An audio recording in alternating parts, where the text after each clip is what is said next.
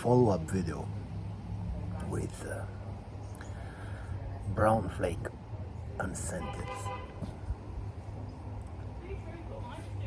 I brought some books with me.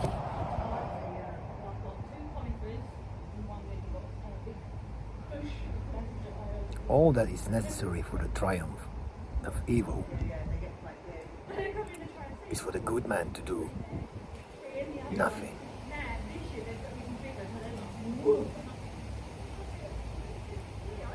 Is it so? Or is it exactly the opposite? I told you these words came straight out of the mouth of Satan.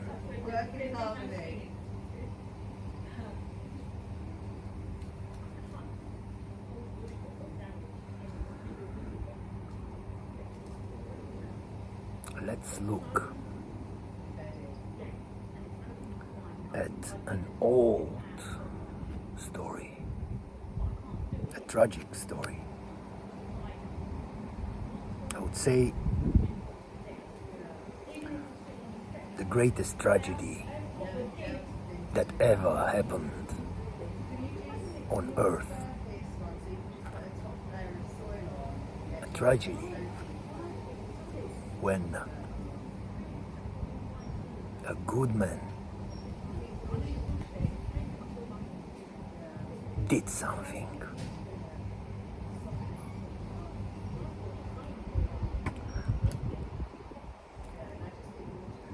First I'll read from the King James's Bible, which sadly uses the Masoretic text for the Old Testament, and hence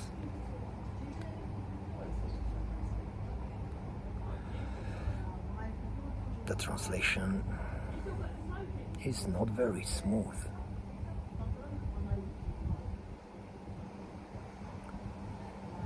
Not only it is not very smooth, but it's not very accurate.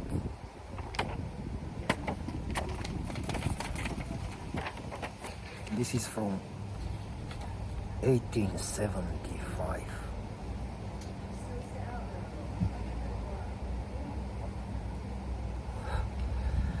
Cheers.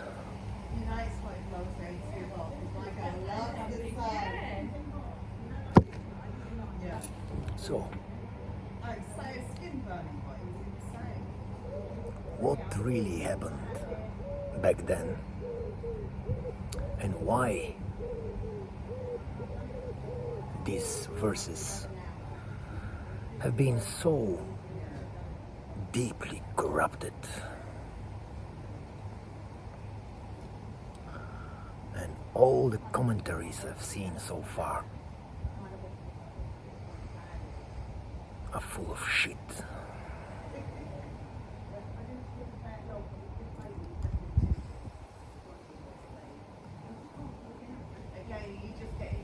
Genesis chapter 4.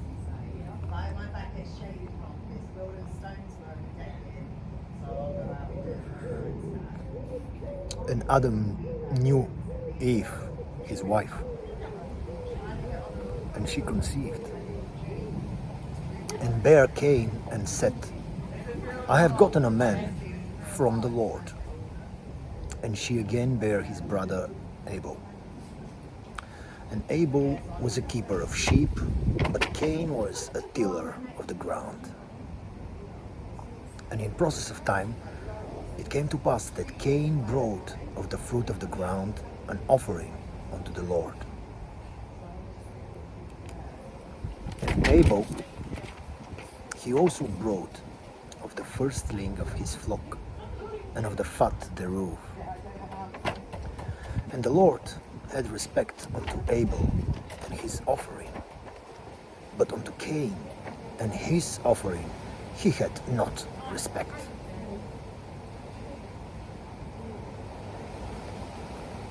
And Cain was very wroth, and his countenance fell. And the Lord said unto Cain, Why art thou wroth, and why is thy countenance fallen? If thou dost well, shall thou not be accepted?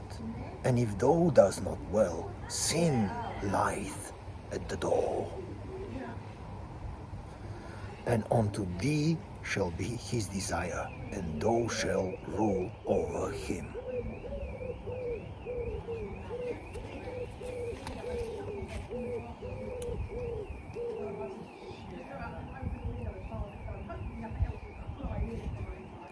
It does not make much sense.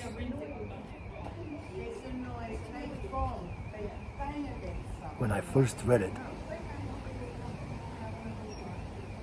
I read it in a modern, like contemporary Bulgarian. Mind you, they call it an Orthodox Bible.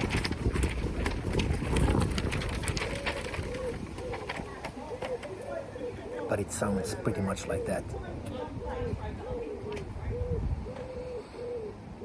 I've been thinking about these passages so much,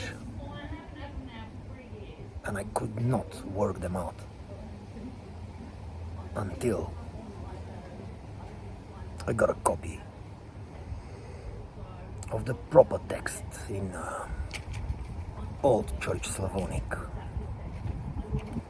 and then in Greek.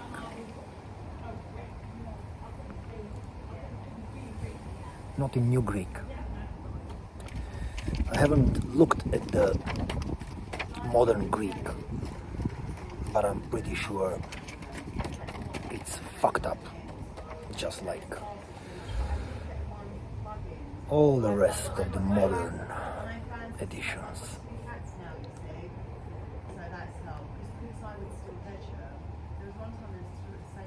And what I was thinking reading that,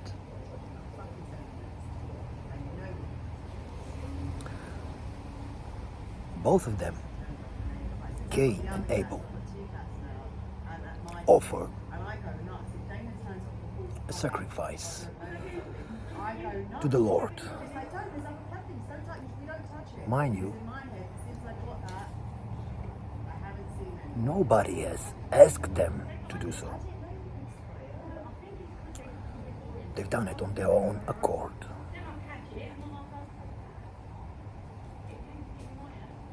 Fair enough.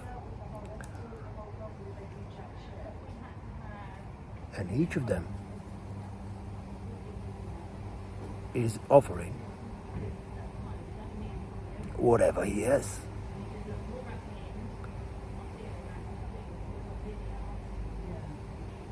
A shepherd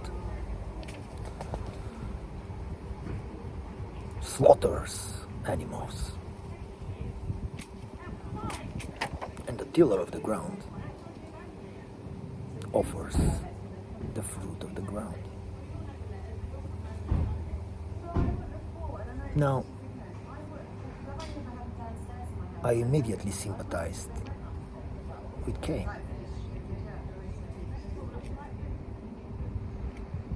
I'm not very fond of slaughtering. But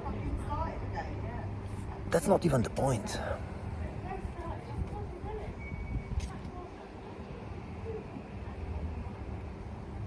You cannot sacrifice or make a gift something that is not even yours.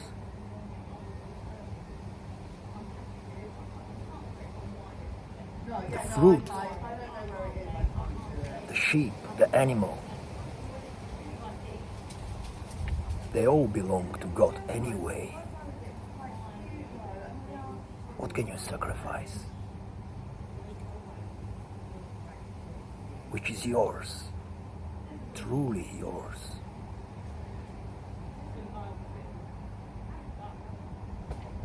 Not lambs, calves and apples and carrots, surely.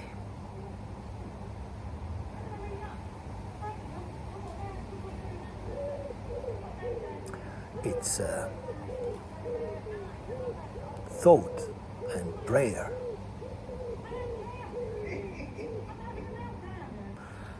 But let's carry on.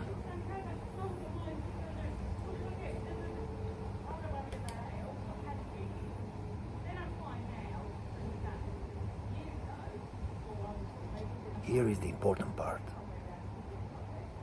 And for it, you need the Septuagint.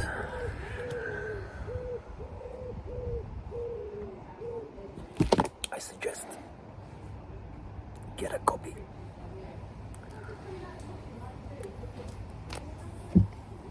I'm not going to read you the Greek, just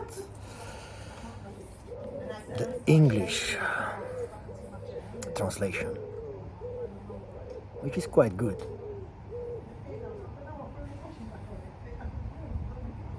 Apart from a slight shift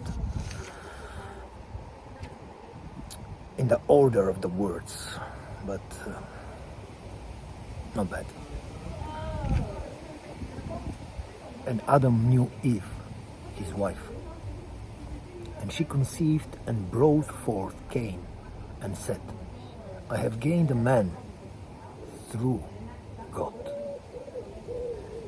And she again bore his brother, Abel. And Abel was a keeper of sheep, but Cain was a tiller of the ground. And it was so, after some time, that Cain brought of the fruit of the earth a sacrifice to the Lord. And Abel also brought of the firstborn of his sheep and of his fatlings. Now, pay attention. And God looked upon Abel and his gifts, but Cain and his sacrifices he regarded not. It doesn't mean that he did not respect them. He just disregarded them.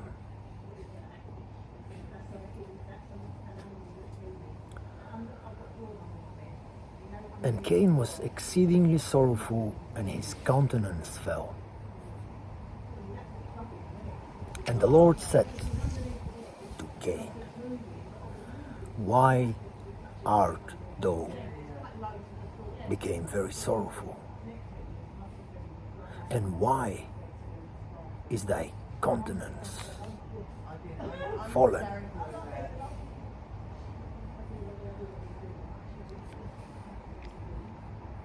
If thou hast brought it rightly, but not rightly divided it, hast thou not sinned?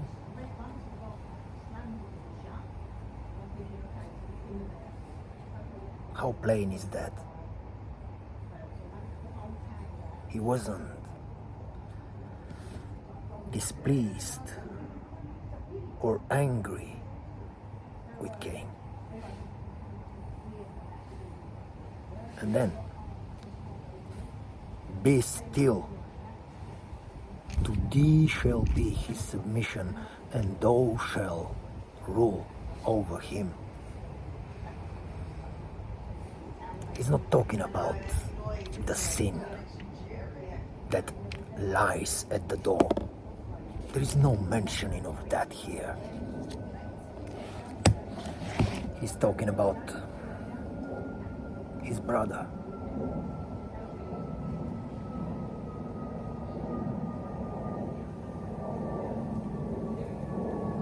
But The fool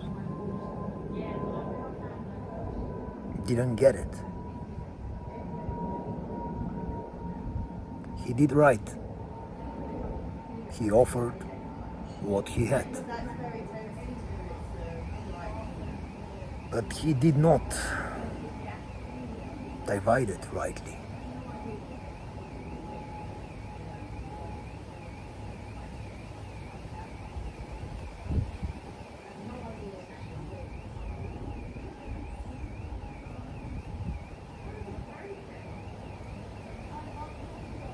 That's a good man doing something.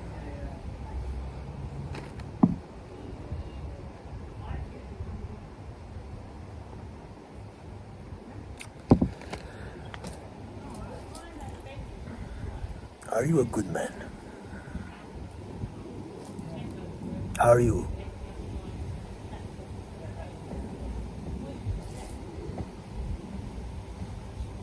What would I say about myself? Am I a good man?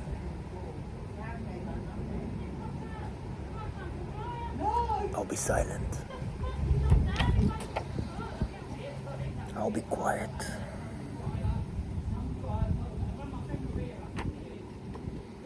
That's up to God to decide.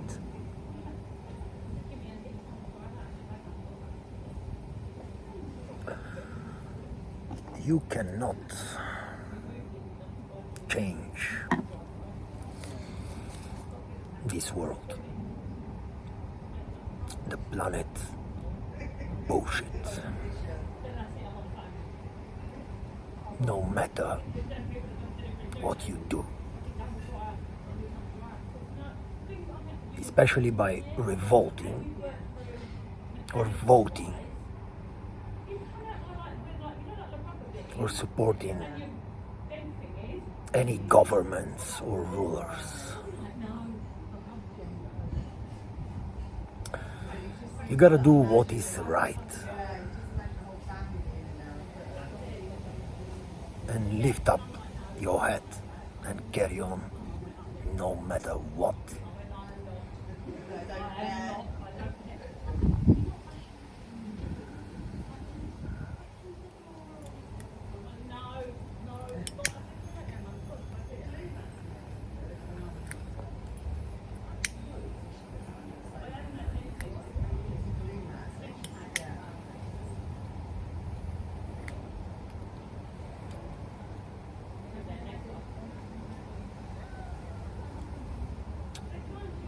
Very good smoke, the brown flake.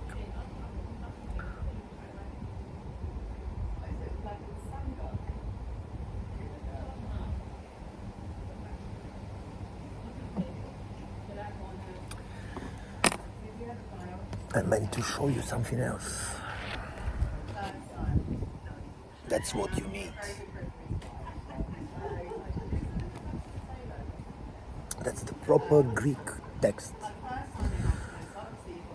with the King James's words by it. The New Testament. George Wickerberry. Not the Codex Bullshiticus. For the Old Testament, forget about the King James's Bible.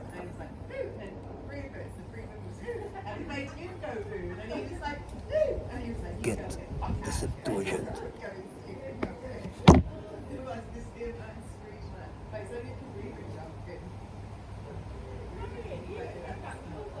I can bring you out hundreds, if not thousands, of examples. Why you should stick to the Septuagint.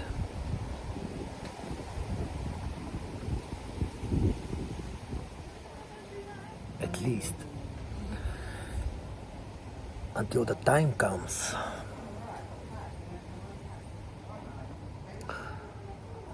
when the Jewish text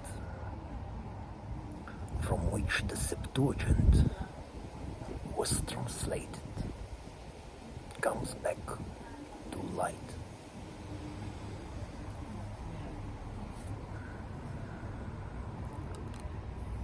Enjoy smokes. Goodbye.